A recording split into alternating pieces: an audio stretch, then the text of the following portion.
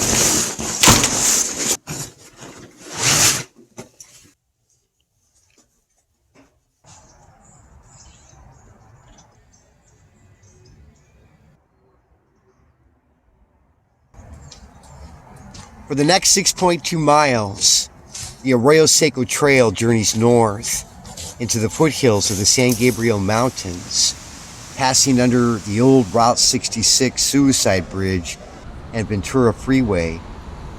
The trail comes into Brookside Park, Pasadena Aquatic Center, and Rose Bowl.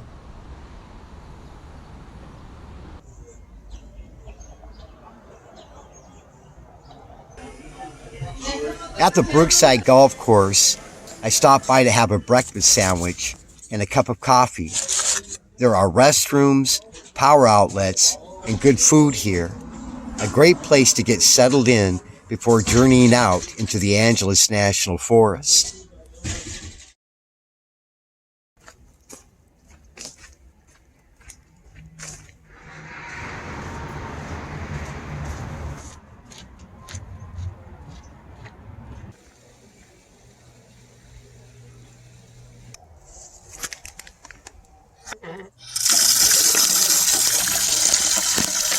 After getting my water at the Johnson Rock water spigot, in the distance, the community of NASA and JPL stands out like a small city. The Mars Curiosity set out to answer the question, can life be supported on other planets?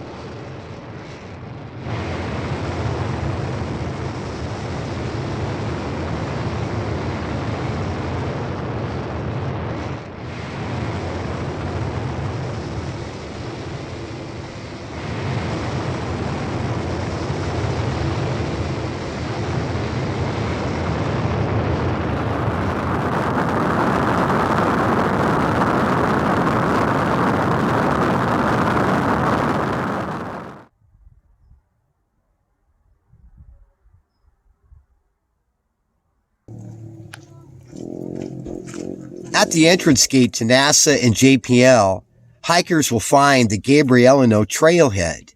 From here, it is 2.5 miles to the Gold Mesa Trail Camp.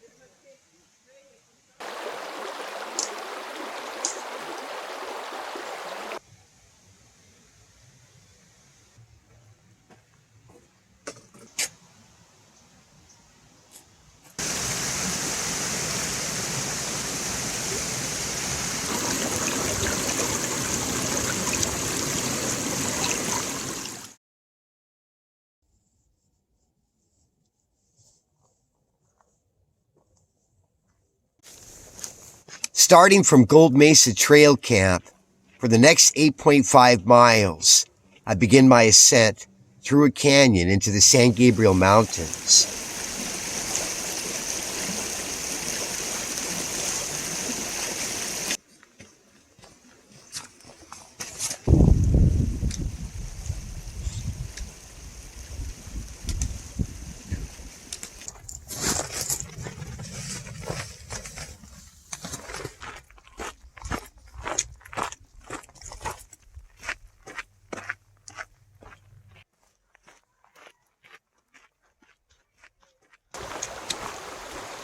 Starting from the Schweitzer Falls picnic area on the Gabrielino Trail, it is 4.1 miles to Red Box, where there is potable water and restrooms.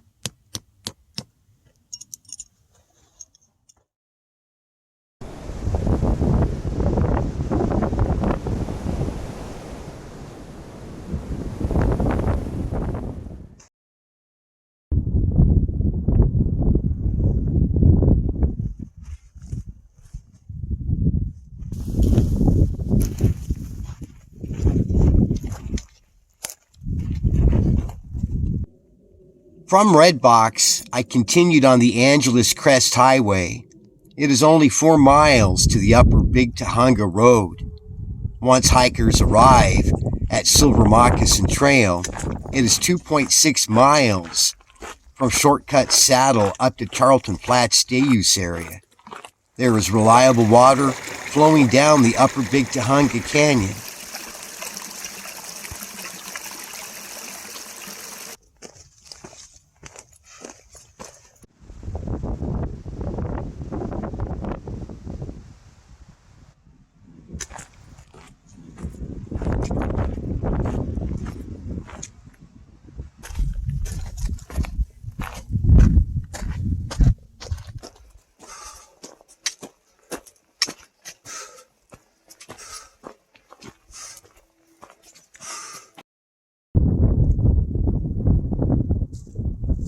From Charlton Flats on the Silver Moccasin Trail, it is only 7.7 miles to the Pacific Crest Trail.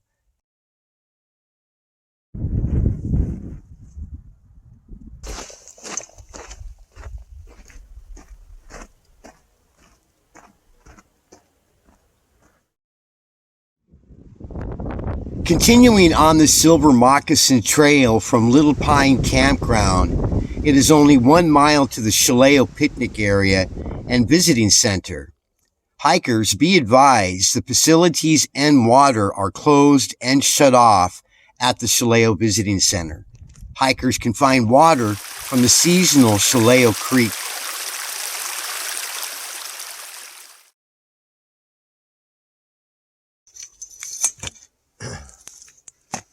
Saturday morning's weather forecast calls for rain and snow. I found shelter at Newcomb's Ranch Restaurant and made good company with a hot cup of coffee and a warm stove.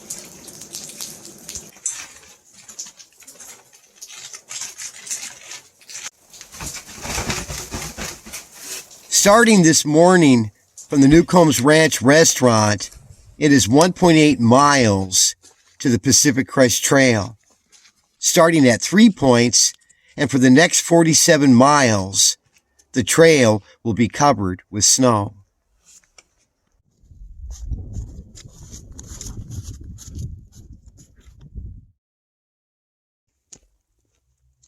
During winter in the San Gabriel Mountains, Buckhorn Campground is completely empty, where it becomes a snowy solo project for hikers. with a hot, steamy bowl of top ramen loaded in Idahoan potatoes.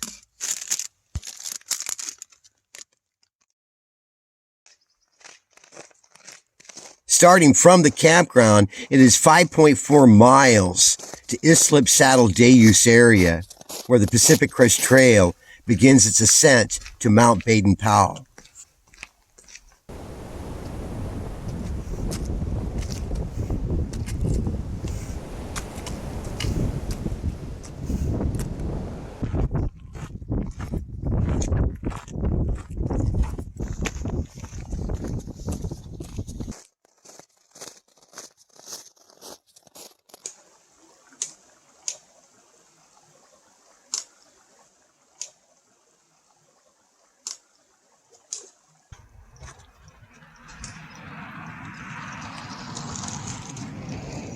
Arriving at the Islip Saddle day use area, I put on my Kahtoola K10 micro spikes. For the next 8.2 miles, there will be an elevation gain of 3,149 feet to the summit of Mount Baden-Powell.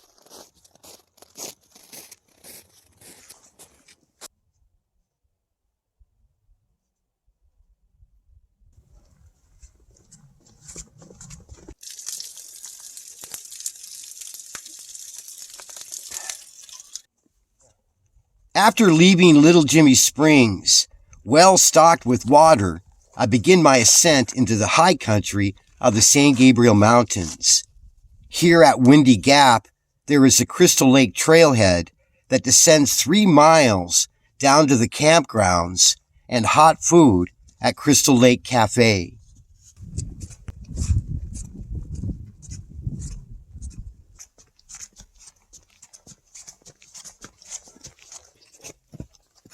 Ascending through the Mount Hawkins Ridge area, snow depth became deeper, and I was faced with issues of areas of the trail that could not be defined. That was until I found a guide that helped get me through. Looks like we got company. Those are some big mountain lion tracks. There's my hand. And they're on the Pacific Crest Trail. For at least a half a mile, a mountain lion helped get me through tricky areas where the trail was not defined. I was laughingly loud and amazed, being given accurate navigation by a predator in whiteout conditions on the Pacific Crest Trail. Well, the fog is starting to pass as we are rising up above.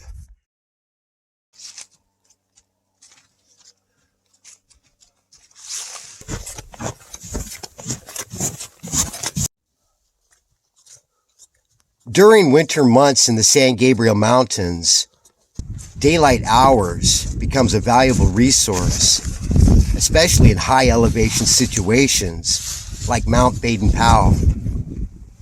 I arrived at the climber's route during the darkness of sunset, and to my surprise, I found a good flat area to set up camp.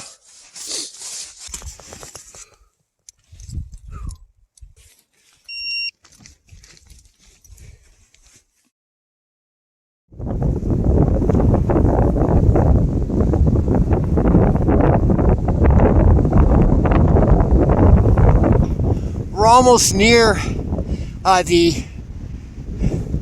we are near the top of Mount Baden-Powell. We got windy conditions up here. It's beautiful. Here on January 1st, year 2024, New Year's Day. The high winds carried away snow and spindrift. Along with it, snow tracks of the hikers who were here yesterday on New Year's Eve.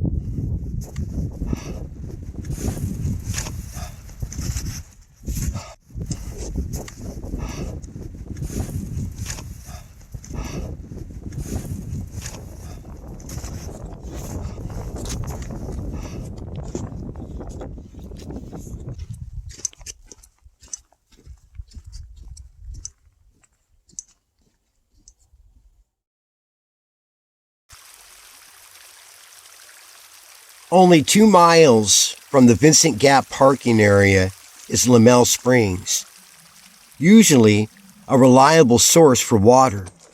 To be sure of water resources, hikers can find updates provided through the Pacific Crest Trail website and water reports page, or the hiker's comments found on the Far Out Pacific Crest Trail application.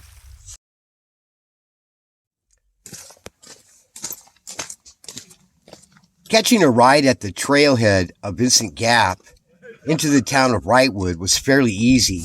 There were plenty of day hikers that offered rides. I made my way into town for a resupply and a hot meal, also to meet Mandy, who has been the host to Acorn Trail Cabins and a trail angel to the Pacific Crest Trail hikers.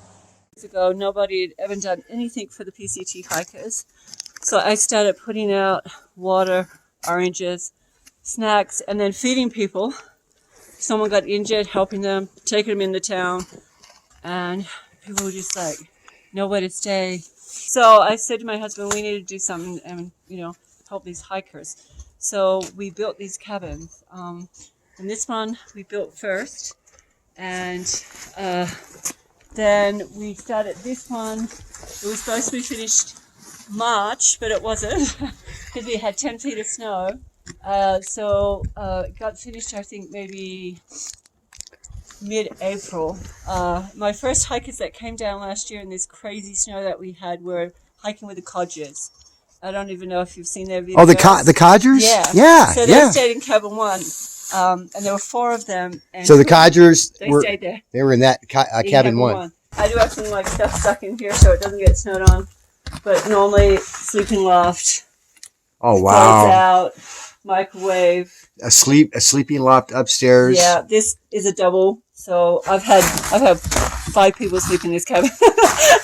Don't ask me how they did it, but they do. It's got a little kitchenette, table. My stay at the Acorn Trail cabin was totally worth it. A hot shower, hot coffee, and the comfort of a bed. Right outside the doorway is the trail. I highly recommend the Acorn Trail cabin here at Mandy's place in Wrightwood, California. It is a must. It gets you out of the cold, gets you a hot shower, gets you a meal, gets you ready. The Acorn Trail is right outside the door of this cabin. Be sure to bottle up at least 4 liters of water before heading out to trail. It is a total of 19 miles to Swarthout Canyon until the next available water resource. Hikers heading out will be ascending 1,777 feet on the Acorn Trail. If hikers are starting from downtown Wrightwood, it is 3.5 miles to the Pacific Crest Trail with an elevation of 2,209 feet.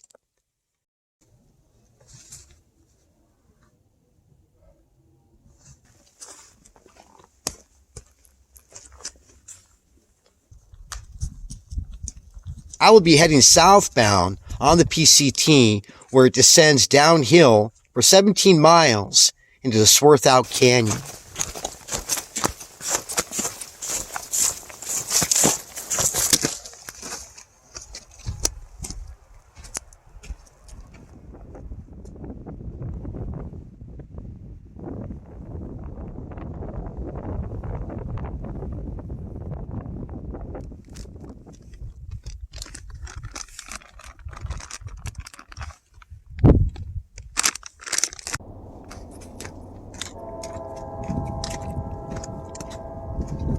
In the distance, I can hear the sounds of train whistles coming up Cajon Pass, where the Pacific Crest Trail goes through a tunnel under the I-15 freeway.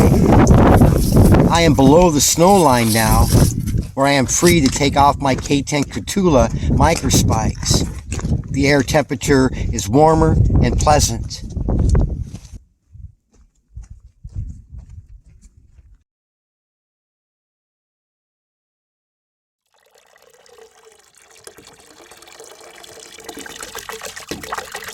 Not far from Swarthout Canyon Road, there is a water catch provided by volunteers, trail angels, and the Pacific Crest Trail Association.